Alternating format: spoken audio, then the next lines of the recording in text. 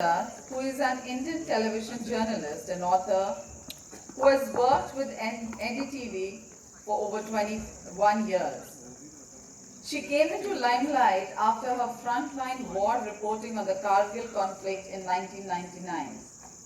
She has won many national and international awards, including Indian Television Academy Award for the Best Talk Show 5 years in a row, TV Personality of the Year, and the Padma Shri.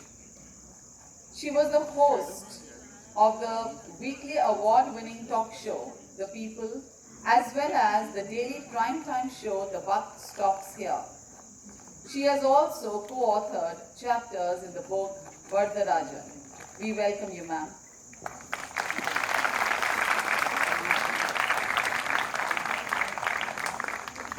Our guest speaker, Ma Anand Sheela, is undoubtedly a force to reckon with. Having served as Osho's secretary, Ma Sheela is the one who established Rajneeshpuram and the city for 15,000 followers of Osho in the state of Oregon, USA. She recently regained her spot in the limelight because of the Emmy-winning Netflix series called Wild Wild Country. Ma Anand Sheela has been in the news this entire month for her highly anticipated visit after 34 years and the multi-city tour. According to media reports, several films and documentaries are being made on her. And Priyanka Chopra at the Ellen Show announced that she'll be playing Ma Sheela in her next Hollywood project with Oscar-winning director Barry Levinson.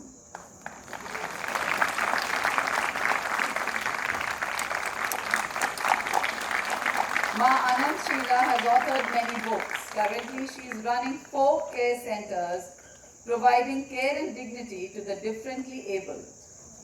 2 of her centers, Matru Sadan and Bapu Sadan in Switzerland, are dedicated to her mother and father, whereas there are 2 more homes in Mauritius and Vietnam.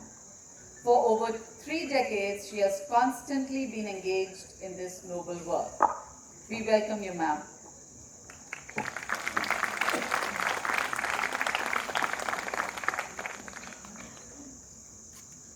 Over to the moderator.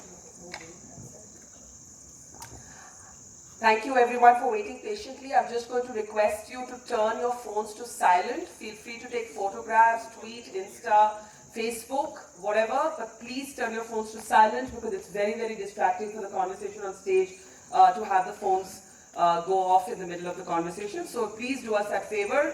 I know we're running a bit late. I apologize to you for that, and we're just going to get started. We are going to try and take some audience questions. I think that's the fun part. So do listen carefully, and I will come to you in about, let's say, half an hour from now. We'll open it up for the audience. In about 25 years of being a journalist, I have interviewed heads of state, I have interviewed corporate chieftains, I've interviewed some really big celebrities, but perhaps I have never seen the kind of intrigue, curiosity, and hunger to hear someone, as I have heard with my guest tonight, Ma Sheela. And those of you who are perhaps too young to remember the late 70s or the 80s when Rajneesh, or Bhagwan Rajneesh as he was known to his followers, was a cult figure in India, the Netflix documentary Wild Wild Country made us reacquaint and rediscover the character called Sheela. Viewers confessed to an extremely conflicted response as they watched Sheela's life unfold on their screens. Many loved her, some hated her, some wanted to hate her, but just couldn't.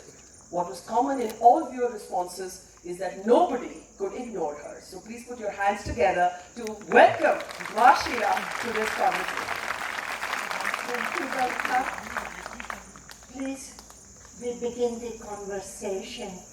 Thank you. I want to ask you something. For those of us who've seen Wild Wild Country, and I have, and I know many people in this audience would have, you came across as this bohemian, rebellious, often foul-mouthed, brave, reckless. I could use many adjectives. Today I'm looking at a woman who seems very polite, soft-spoken, elegant. Is that age or has Sheila changed? Audience, we can't see the stage. Is Sheila no longer wild? It is a mystery. And Sheila was always polite and loving when she was young.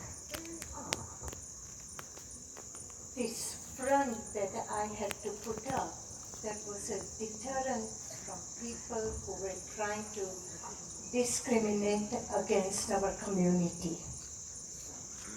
It was a game to play, and I played it well. But then I had a wonderful person educating me for that, Bhagwan.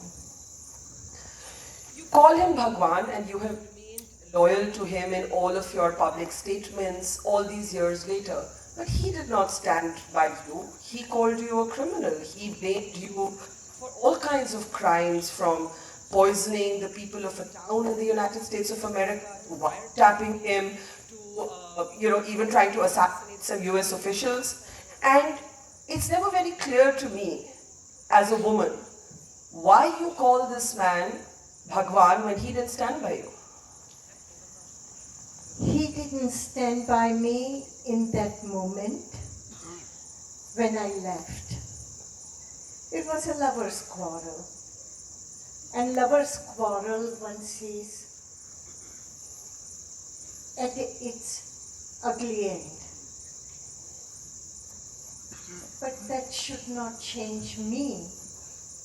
I cannot forget what I have learned from this man. And where you can learn, like I have learned from him, it doesn't even matter what he says. That is immaterial. Lovers' quarrels, people patch up, people kiss and make up. They become friends again, even if they don't remain lovers. Aren't you being too kind? Because today, if there is a perception of crimes associated with you, and you spent time in prison, I just want our audience here to know that. You spent months in prison, you pleaded guilty, you did not have the money that was needed to put up your defense, so you did a plea bargain and you pleaded guilty. And among the things you pleaded guilty to was to, poison a whole town, and we'll talk about that later, but I'm still intrigued to understand why Bhagwan Rajneesh, as you call him, his abandonment of you is something you're so benign about, so forgiving about. Is it love when the man is not loyal to you and respectful of you? I don't see it as a loyalty or disrespect. I saw a man who was helpless. He was among the wrong company and involved with wrong drug use. It was medicine, but abuse of medicine. And when you take drugs or when you have addiction, you do alter your behavior. I work at times with drug addicts. I know how they alter their behavior. At that point, Bhagwan required compassion. And Bhagwan had taught us sannyasins a lot of compassion. So for me, it is not a conflict of betrayal and love. In love, there is never a betrayal.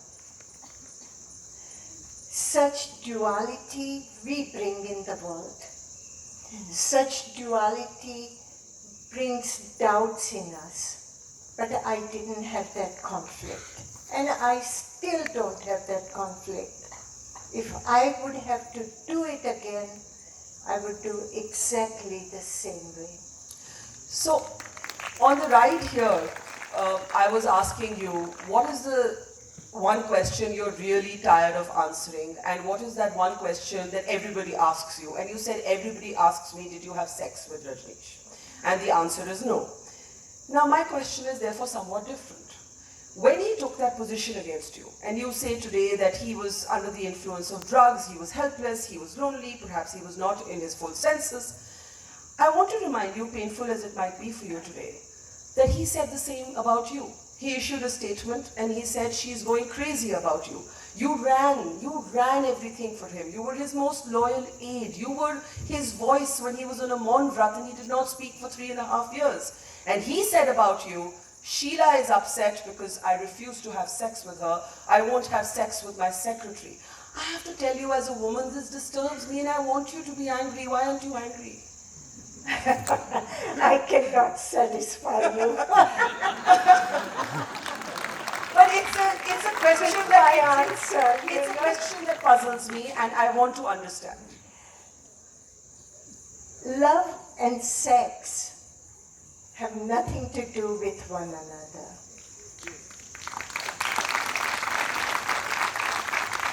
We use love when we have a desire of sex.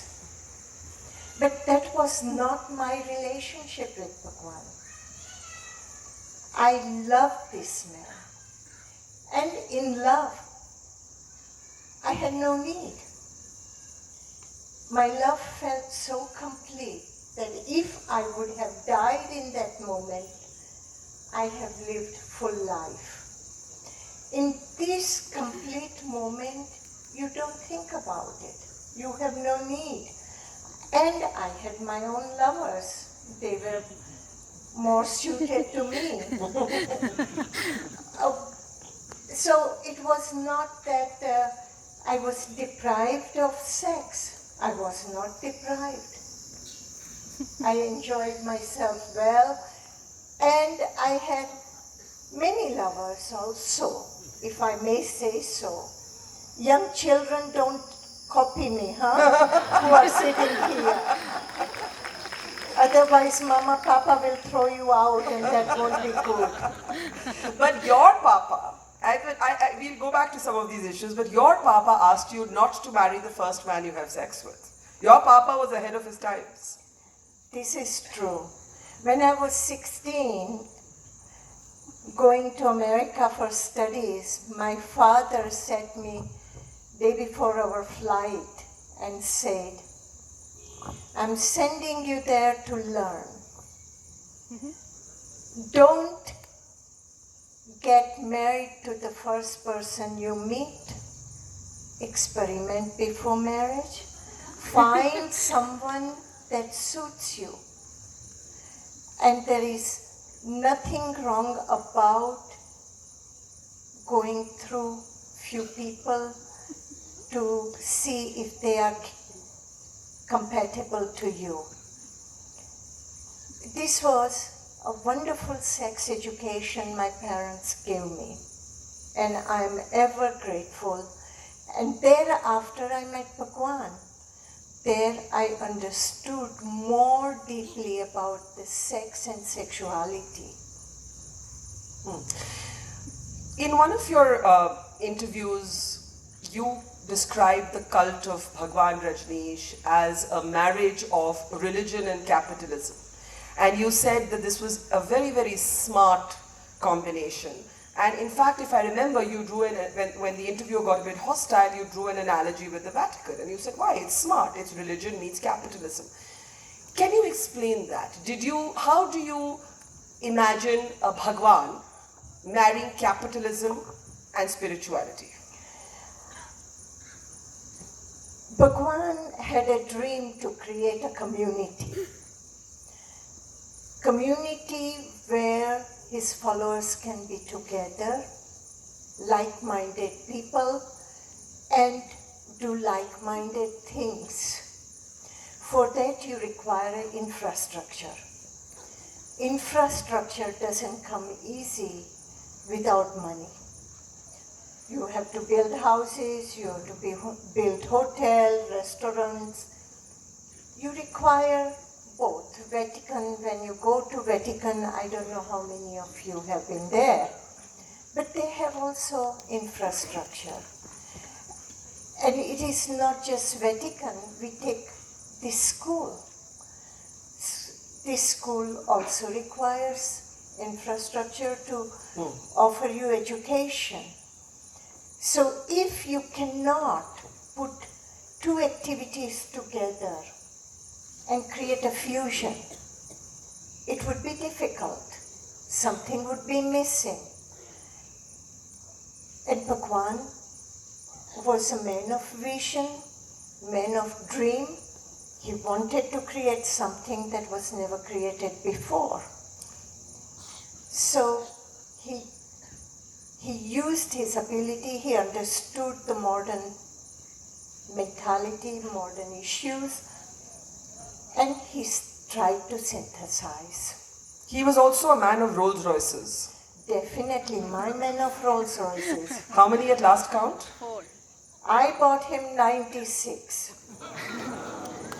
What did you do? I don't know what happened afterwards. You don't feel bad that you didn't take one away for yourself?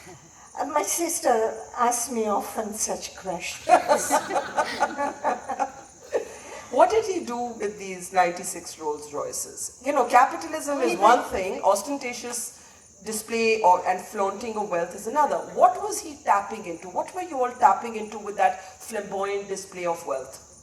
Well, one of the things that he used to enjoy going for a ride every afternoon. And he needed a different Rolls Royce every day? Definitely, to match his clothing. He And used he's to wear got- wonderful clothing.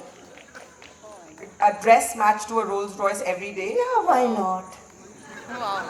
Why have limitations? And this is spiritual? Did I say it is spiritual? Did I put that value on him about spirituality? That is the problem with us people.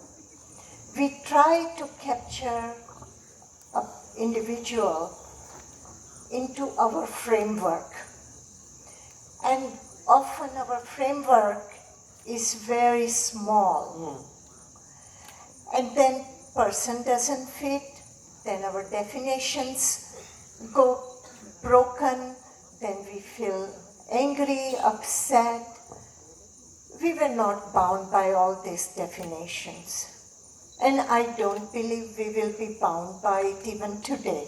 Fair enough. I agree that most people can't be typecast, and one of the things you've said about him is that you saw him as fallible. You understood that just because you said Bhagwan when you spoke about him, it didn't mean that he was always good and always godly. He was human, just like you and me, with his qualities and his follies. I had no conflict with it. When conflict came and I could not resolve, I left. I went my own way. And you carry no anger, no bitterness. No. Another old interview of yours that I was watching, and this is decades old, there is a slightly aggressive news anchor, and he says to you that the allegation is that there is money coming in from prostitution, and that's one of the revenue sources. And you say that prostitution is somebody's profession. If it's somebody's choice, you're not going to judge it. At which point of time he uses the word pimp for the cult and for Bhagwan Rajneesh.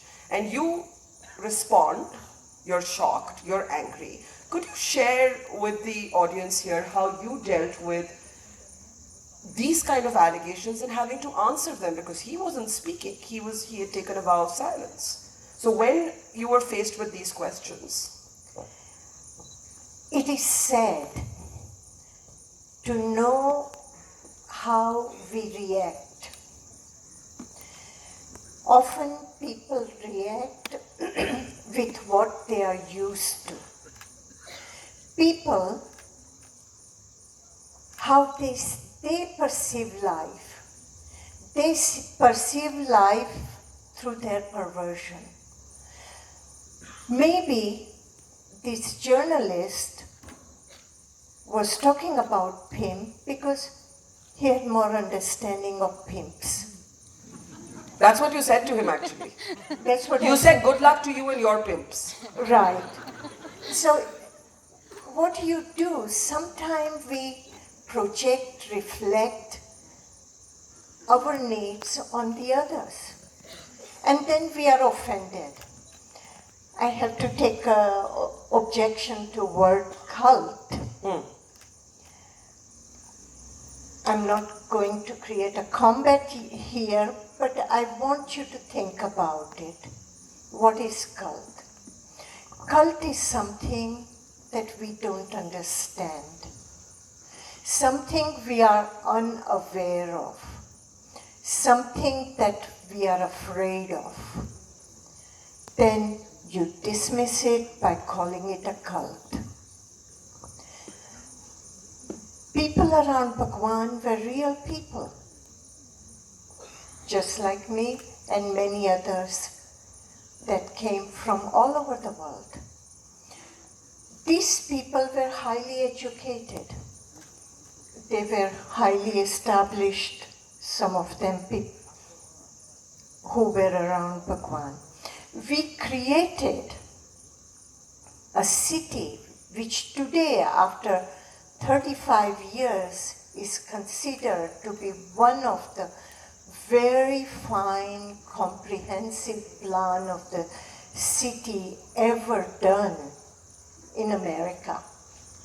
That was the city built. Fearful people cannot build it. A cult could not build it. It requires deep roots. And deep roots, we don't understand. We are only full of doubts. Something we don't understand is, like that. But here is many young children here, students here, teachers are here. I request you all, think before the words you use. Bhagwan was an orator, flawless. And there was never a word came out of his mouth when he would speak to people that was weightless. So we can learn from this word cult. If you ever have to use word cult, be sensitive to others' feelings. Yeah, it makes you feel boisterous and righteous, but that's not the righteousness. We are here to converse. In conversation, one should remain open. Fair enough, but let me ask you about another word.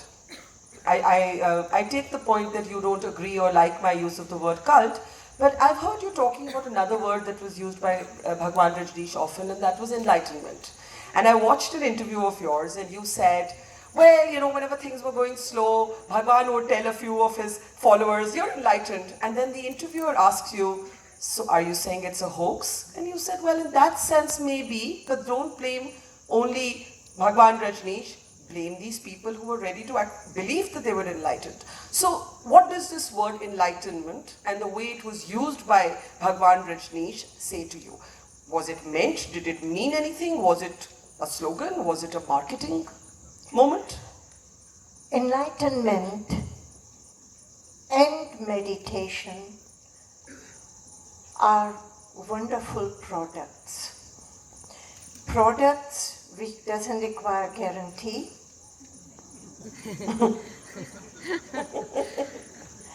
Products you cannot return back. If you don't like the product, you put it in the trash can. You have to understand there was a hype to become enlightened. Who gave the definition of enlightenment? Were all the people all over the world who don't understand the word at all. Where does this word come? From greed. Everybody wants to become enlightened overnight. Why? So they can set up a shop of guru. But you have to be a skillful salesman as Bhagwan to set up a good shop. That's very candid. Now see, if I had said that, you would have said you're not being fair. But when you say it, it's fine. You see, but I said it right, from right feelings. Are you saying Bhagwan Rajneesh was a salesman? Definitely. Look at his publications. So why was he Bhagwan then? Are you saying God is a salesman or godly? Is Bhagwan cannot be a name?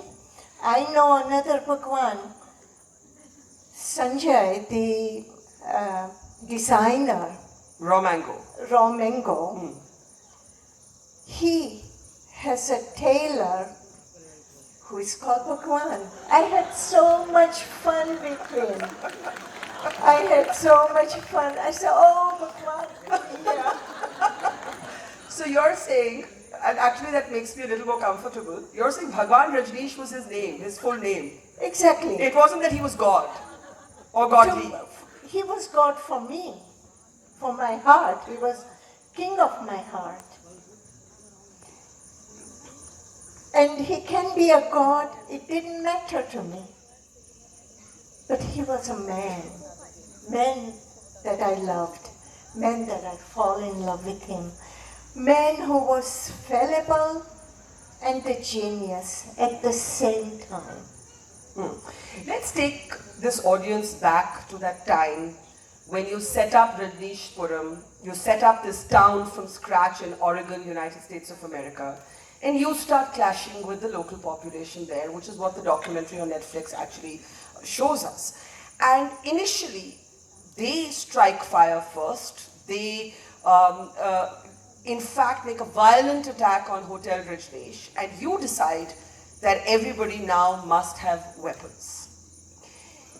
Can you talk a little bit about those years and why you had to be almost like this warrior lioness, going out, fighting with the locals, and taking in the course of it many controversial decisions, which we're going to talk about one by one. But talk about that moment and the xenophobia of that time.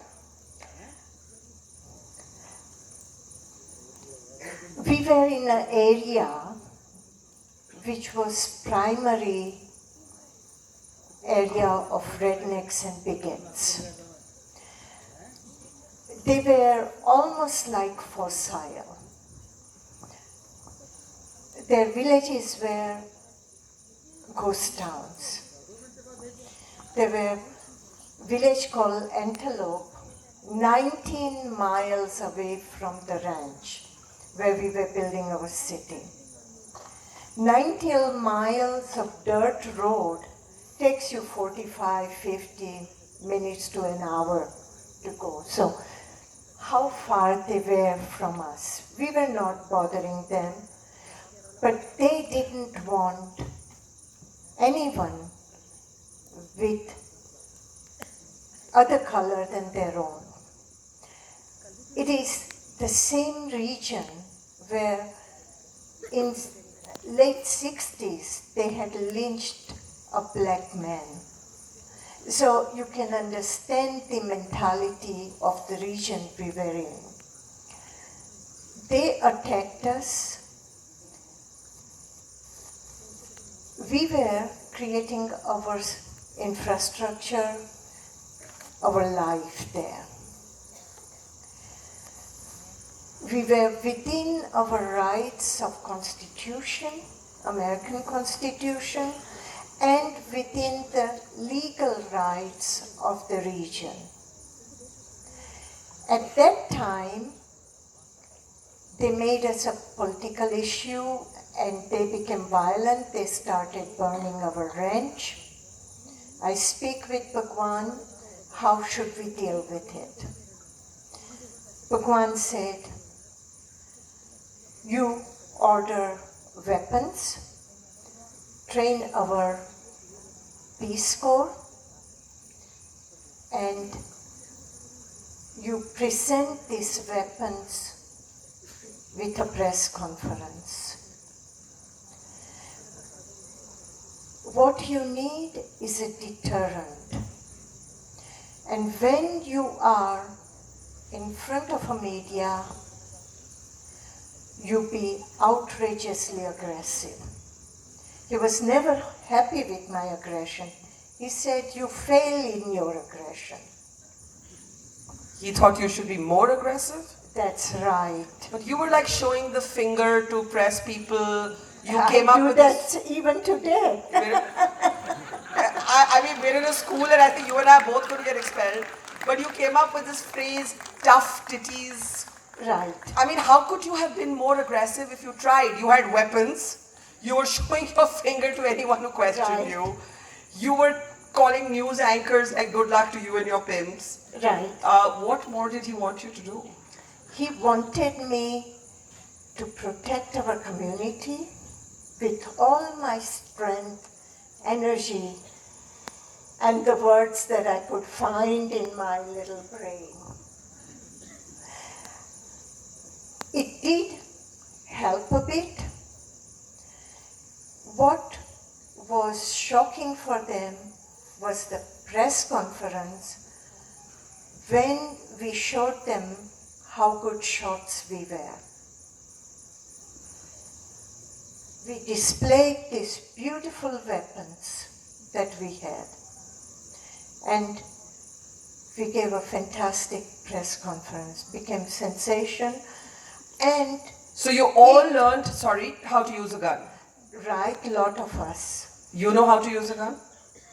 Well, I knew if something happened to Bhagwan or somebody attacked Bhagwan, I'll be a bullseye. That confidence I got. Plus, I was the mother of the commune. I took the role of the mother of the commune. These people, when they came to attack our children by taking children away from us, to put them in a Christian foster homes, so they are not being together with these pagans that we were called. There, I said, you touch one of my people or my children, I will take 15 of you. That was my conviction. That was my responsibility. That was my courage to protect my people and Bhagwan. Let me ask you about a conflict that I know many people felt when they watched Wild Wild Country. They saw this mother of the commune, they saw this courageous, spunky